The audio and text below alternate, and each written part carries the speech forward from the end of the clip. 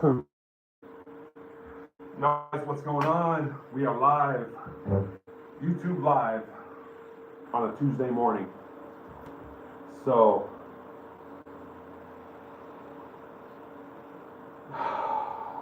what a great day to be alive.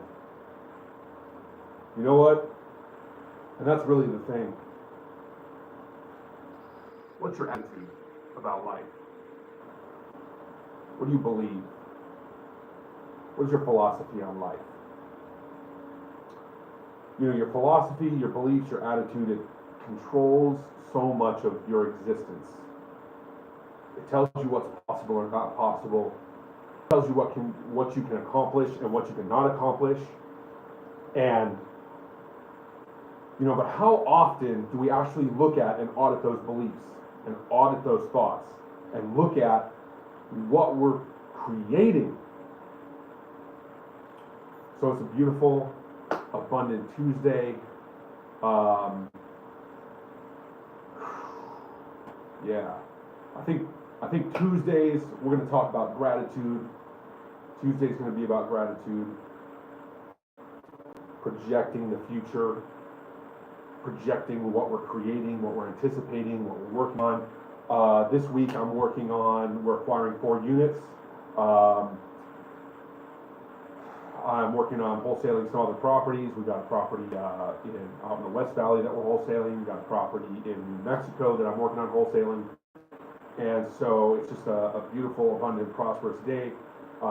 There's a lot of work to be done. I just felt inspired because I had a great conversation with my friend Peter yesterday. We talked about, you know, really going back, looking at those emotions and those experiences, those things that create the programming that's lodged in your subconscious mind that prevents you from moving forward, prevents you from achieving the next level, breaking through those glass ceilings. You know, I've me personally, in regards to financial well-being, I've hit a glass ceiling in my retirement portfolio, my stocks, and that's been an interesting experience because it was like, you know, I continue contributing to certain accounts and I keep hitting this glass ceiling, and I was wondering what is the lesson here? What is the subconscious block that's not allowing my reality to go past this glass ceiling?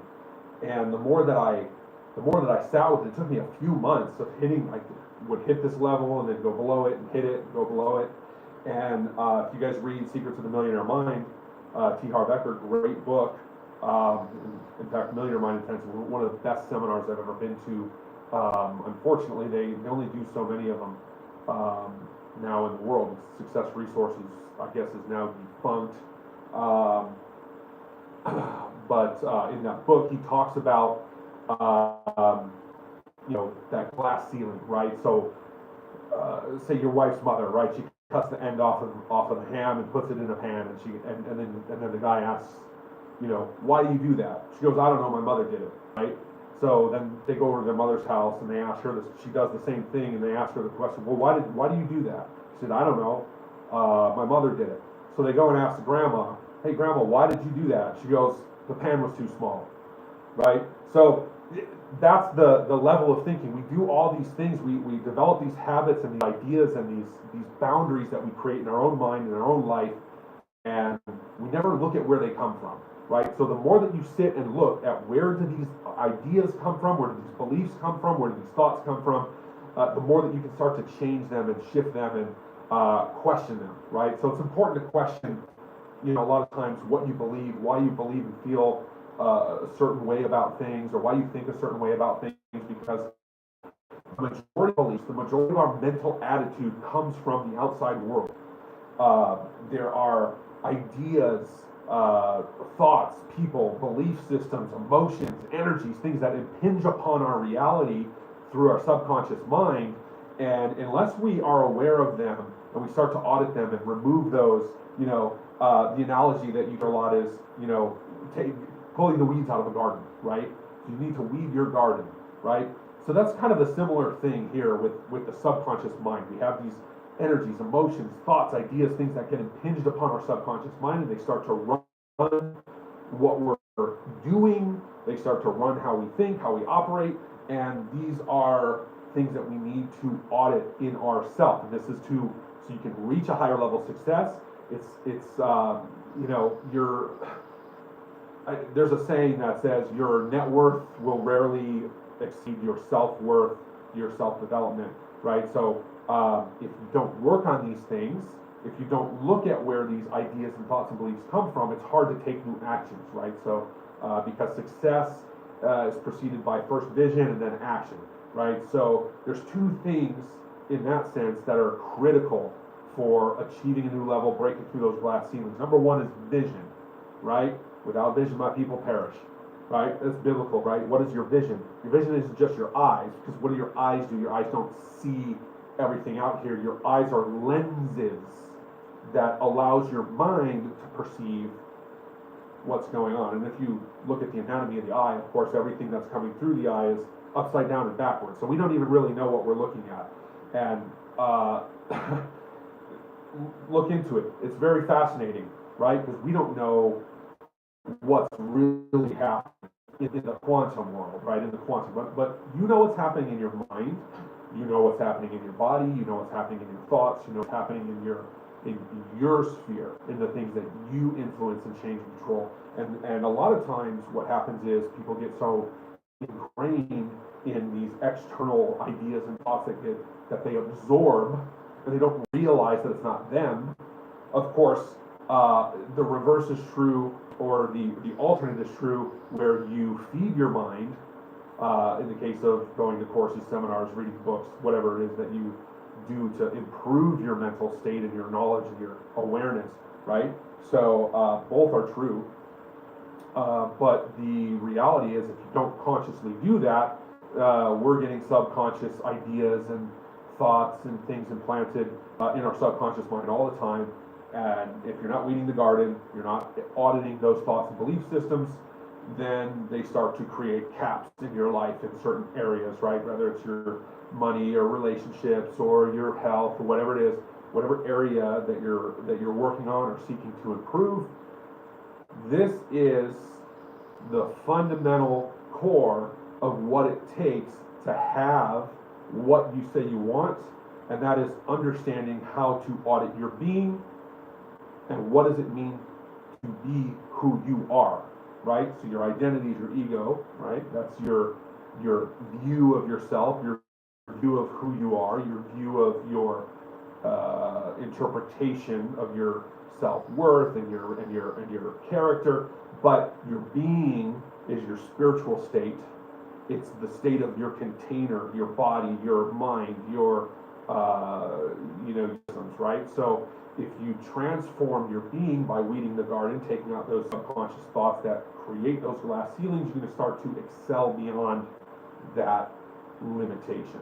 So that is holistically the approach that I personally take to elevate my life, to accomplish all the things that I've been able to accomplish. And to me, I'm not successful. But a lot of other people would say, you're very successful, or you're very wealthy, or you're this, you're that, right? That's their perception, right? My perception is, I've been lazy, I have a lot more work to do, I have a lot more goals to achieve, and so that's my perception. So that's my framework, and that is my choice, right? So, you guys, I love The Matrix. There's a scene in The Matrix where he's talking about choice, saying the fundamental problem with humans in this reality is choice. And there's a scene where I think it's Neo and the whole crew is sitting with the Frenchman, right? And he says, they're saying something and they made a statement about choice, and the Frenchman says, no, that's wrong. Choice is an illusion. Choice is an illusion for those with power and those without. It's an illusion. So choice being an illusion. And that's an interesting philosophy, right? So I look at both sides of the philosophy. This is why philosophy is important, because you have to be able to entertain and understand both perspectives in order to gain or to glean the wisdom from it, right? So it's a very interesting thing to think about, because our choice, our beliefs, are these programs. Some of them are a product of choice, and some of them are not. Some of them are subconsciously implanted from the outside world without our awareness, so to speak, right? And if you start to look at, wow, what are these thoughts and these awarenesses in my mind, you can start to spot them. You can start to shift your subconscious awareness. And that takes a choice, right? You have a choice to do that. You choose what to listen to. You choose what to agree with, what to believe. So, and this was part of the conversation that I had with my friend yesterday, which is that beliefs have consequences, right? No matter what you believe, it has a consequence. If you believe something is not possible, it's no longer possible for you.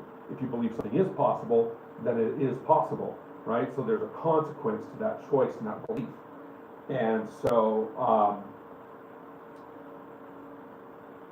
so anyways, this is, hope that's helpful and useful for somebody, but this is the quintessential factor of transforming your being to experience life on a higher level, or to break through those glass ceilings. And so that's why I bring it back to gratitude, because I'm so grateful that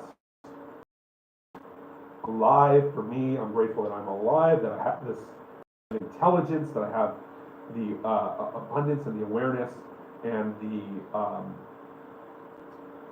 experience of God, of life, whatever divine force, universe, whatever you want to call it, the awareness of that existence, and that wisdom, higher wisdom, and the ability to actually transcend those low levels of ego and worldly flesh, whatever you want to call it, the ability to transcend that. It's a spiritual gift that God gives to us, the ability to transcend this physical world into something greater, into something more expansive and more wonderful. So that's the source of my gratitude today. I hope this blesses somebody. I hope this blesses you with abundance, and have a great, abundant, wonderful day.